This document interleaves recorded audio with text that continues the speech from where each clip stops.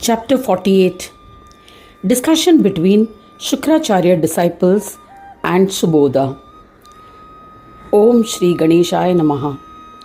After listening to the words of Omkara and chief Vedas, Nagas, Rishis and Devas were elated. They gave up their views, offered pranams and worshipped Omkara.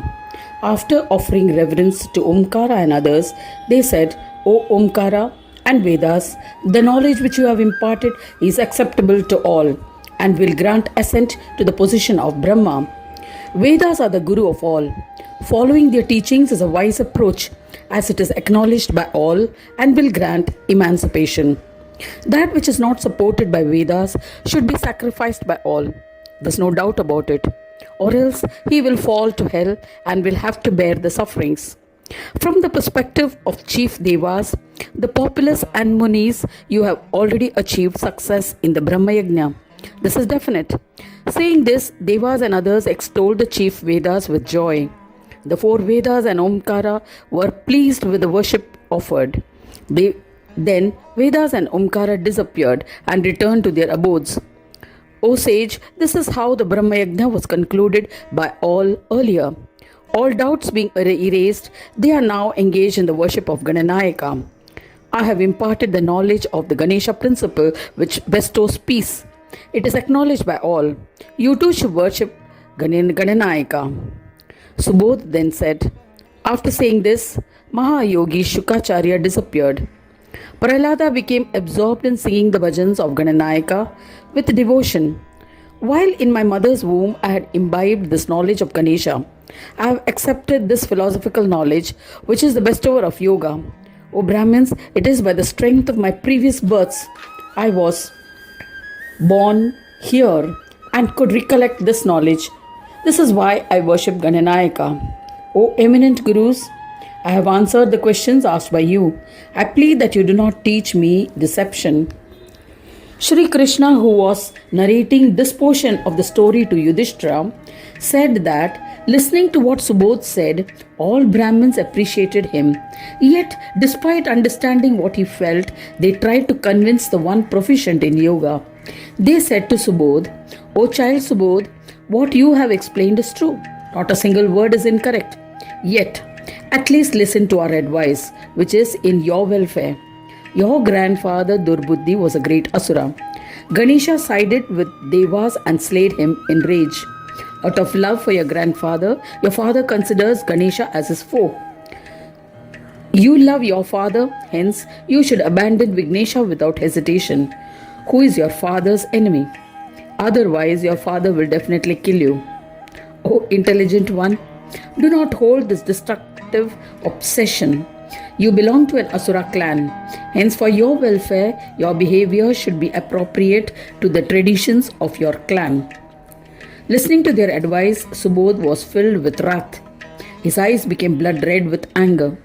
Subodh explained the meaning of dharma to Brahmins. He said, O Brahmins, Ganesha is omnipresent in his yogic form.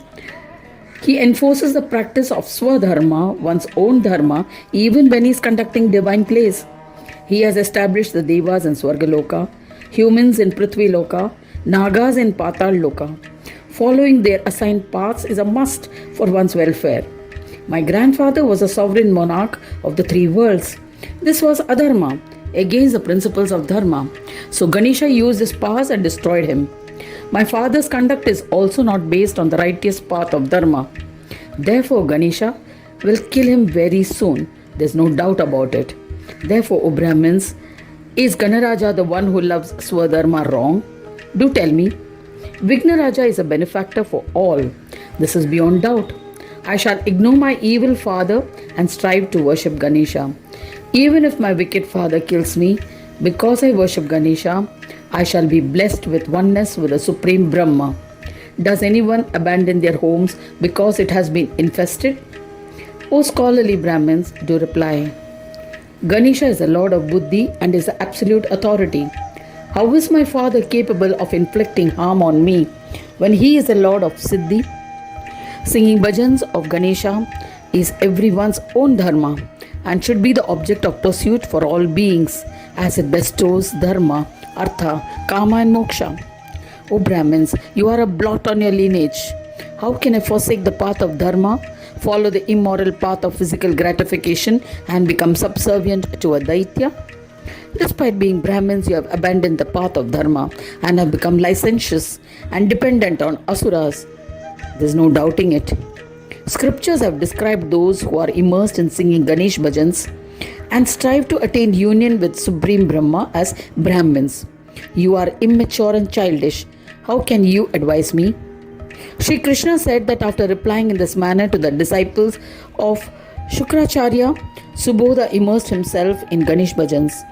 He sang, "Salutations to Ganesha, salutations to the Supreme Spirit, Mahatma, to the one higher than the highest, to Paratpara, my salutations, to the one who is in the beginning, middle and end. O Dhunde, I pay my respects to you.